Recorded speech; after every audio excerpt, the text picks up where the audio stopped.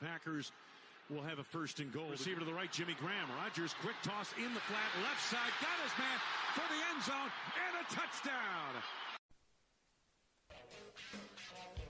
First and Goal podcast on Spreaker.com.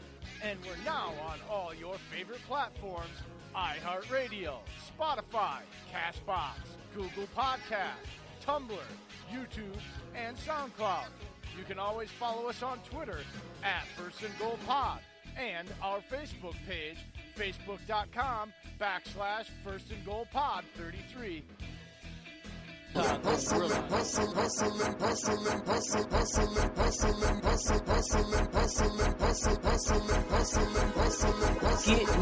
yeah. Get money, yeah. Get money, yeah.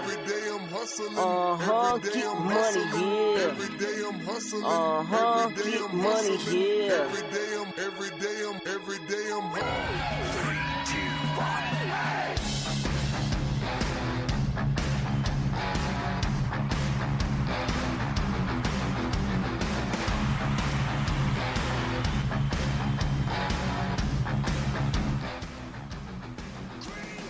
And welcome, everybody, to another live edition of First and Goal with me, your founder and producer, Jay in the UP, and down in Georgia, and joined in Minnesota, your host with the most, Dave and Ryan.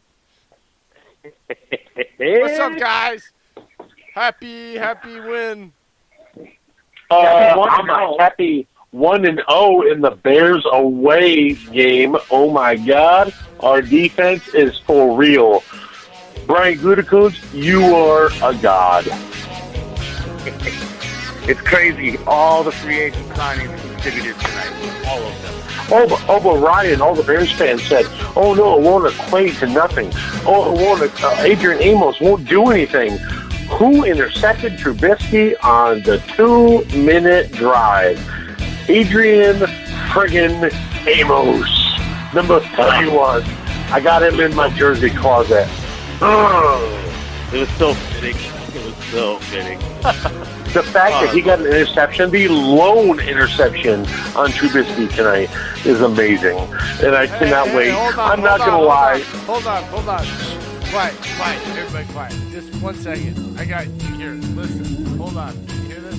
But I was talking, Jay. Hold on. Shut up a second. Listen. Okay, I'll shut up. Dave, shut up. Okay. Listen. You hear that? That was the sound of me cracking a victory beer. Fucking yeah! Oh! Good thing I got half of my Blue Moon on tap kegerator beer sitting here. Woo! I'm grabbing another White Claw because I got to stay on brand. Oh, White Claw? What are you, white and 25? Try to stay in sync as an old man. I remember my first beer. All right, anyway, let's get right to the game, guys. Let's start off right from the top. What do you guys got? Guys, I'm going to start off right away. Number one, Zadarius Smith. If he wasn't creating a sack, if he wasn't getting a sack, he was creating pressure. The guy single-handedly changed the game for the Green Bay defense. This manimal literally won the game for the Packers, in my opinion. I watched him for most of the game, and he applied pressure where he was on top of Trubisky, either where another defender was on him or tackling him or sacking him. And it literally couldn't amount to nothing because of Zadarius Smith. This guy was on a upbeat from Baltimore to Green Bay, and Baltimore didn't capitalize. Green Bay did. We paid him the money, and it showed why we paid him the money. This guy can play. I am so excited for the next 4 years for this guy. I love Clay Matthews. I love him. But Clay Matthews is 4 sacks, $11 million in the past. Zadarius Smith just won us a road game at Chicago on the 100th year of Hallis' birthday from creating this franchise. Can you say Mr. Z-Train? Yeah, he was good. He was good. All like I said, all four of the free agent signings came to play tonight. I mean, obviously, Zadarius Smith was getting all kinds of pressure all night. Preston, they didn't have to get sacked. It was just pressure. Down. Yeah, even if they didn't, didn't get home, they were creating pressure. And I tweeted this towards the end. It said I saw it. I liked it. It's so refreshing to finally see. Get louder.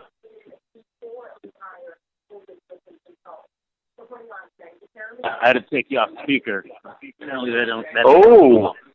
There we go. All right, so I was saying, seriously, all four of the free agents came to play.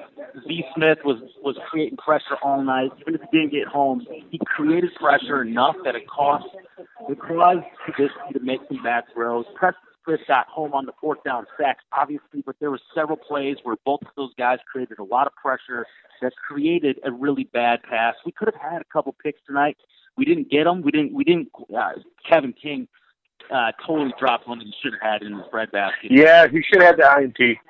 Yeah, he should have had that. We should have had a couple of them, but that's okay. But still, 3 and out. The fact is, yeah, the pressure was there. We were getting pressure with just our front four without having to create exotic blitz packages and sending multiple people to do it, which has been so refreshing because that's something that we've been lacking on defense forever. We always have forever. So the fact that we can now bring pressure, Kenny Clark, especially the first half, was a freaking beast. Like, he was all over the place. Blake Martinez played well. I mean, we just were flying around. We just hadn't been able to see it all preseason because we didn't play everybody. And now with Kevin King on the field on one side, Zaire on the other, Tremont in the spot, with Amos and Savage, who was making plays because of his speed all over the field, he's going to start getting picks, trust me. He's just getting started, but he's just wait till the offense starts fucking picking up. The poetic justice for me watching this game and watching Savage on back-to-back plays, second and third down, with a big tackle on second down, boom, and then a pass breakup on third down. Boom. Right? And here I'm going. And then in the end of the game, Amos makes the pick in the end zone to keep him from having a chance to at least put points on the board. Amos, of all people. So here's what makes it poetic justice. Because we were on Hallis Hall Brawl, Ryan, right?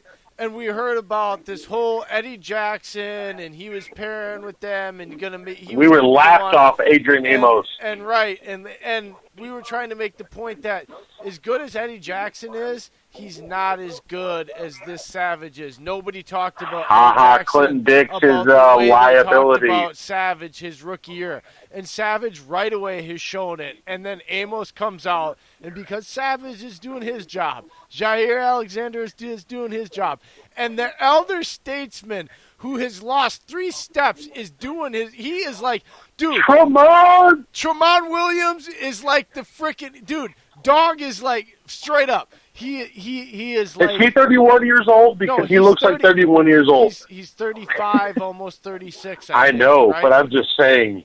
No, he's just. Someone found the Fountain of Youth. Mike Pettin. He's like Indiana Jones. They went and found the Fountain of Youth. He's the Fitzgerald of cornerbacks, man. He's just like Fitzgerald. Larry Fitzgerald of wide receivers, Tremont Williams of cornerbacks. The guys are like 8. Guys, can I be honest? It was sweet. Guys, I got to be honest on something. Defense won this game, period. If you hear any vulgarity from me, if you hear any obscene comments, it's because I'm drunk. I've been drinking on tap Blue Moon since 3 p.m., which right now it's almost midnight. And I'm drunk as hell. I know I shouldn't be doing this podcast. No, you don't shove the bear in his corner. Actually, no, Adrian Amos did. Oh.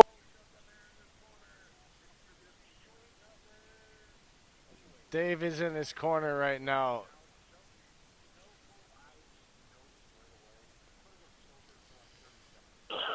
Ty Summers came out and played quite a bit, and he showed he can cover the tight end. He can cover the wide receiver, and he showed he can play the run defense. Ty Summers, you, sir, are a star in this Packers defense. I'm not saying Oren Burks isn't going to come back and start, but Ty Summers, you did play, and you played well. You and Raven Green both played those snaps at inside linebacker next to Blake Martinez, and you guys showed out. Here, I'll say this: it helped that they didn't have Trey Burton at tight end, right? If they had Trey Burton, that could be different. I didn't notice his play, so maybe that's a good thing. I won't know until I review this tape. So I think we all have NFL Game Pass, and we'll get access to all 22, and we'll be able to review this. But the fact that I didn't see any big plays happening from them, even though they were down their main tight end, I mean, that's a good sign, regardless of who was. It was 20, 25 yards at most. That was it. There was no 30-plus yard plays to where they were, showing out the defense as a problem. The safeties controlled everything. I'm not going to get through it in this episode because we've all been drinking, right? And we're all excited. But I have 7 Let's do 3 hours, baby. Let's do it. We're not. We're gonna keep this short and sweet because we're gonna get into a better episode later. And we have Kingsley on Monday and all this. And Ryan's gonna come back too. I know. We're gonna take our notes and we're gonna review it. But let's put it like this. It's clear the defense and Rodgers at the end of the game is a big threat. Red marker. No, in big red marker I have at the end of my 7 pages. I quote, Rodgers thanks Patton and the defense and he gives them a lot of credit, goes out of his way to give Mike Patton and the defense He was the credit. first person on the sideline he thanked after the freaking closeout. And you know what? It was so beautiful to see a game. Look, I know everybody loves these 51-48 games. I was taking notes tonight, and I am telling you right now, I have not enjoyed watching a game and trying to take notes and analyze a game without getting emotional ever in my life. This was one of the most enjoyable football games I have watched. Even when we were losing, it was so damn intense and it just felt like football. I don't know how else to put it without getting elaborate. It really just felt like football. It was magical. Can I point something out? It was awesome, and I thank both the Bears and everybody out there. It was a great game. Win or lose, no crap, guys. It was an awesome game start to finish. I got to point something out. One, the Bears fans, I know you got to eat a lot of crow here, but y'all have really showed up on what we've seen from our end, that y'all have accepted that the Packers are the daddy of the NFC North right now. Right now, y'all need to accept that the Packers are the NFC North daddies. Rodgers went into a hostile environment. I understand it's not the best offensive performance, but he came out in the second quarter firing. 1:35, 3 plays, touchdown. That's how quick it took. The defense is only going to stay the same or even get better, and the offense is going to get better.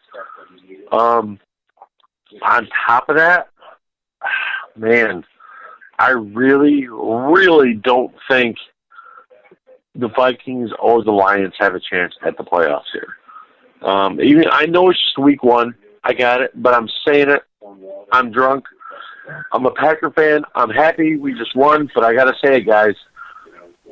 The Packers are making the playoff, the division title or wild card.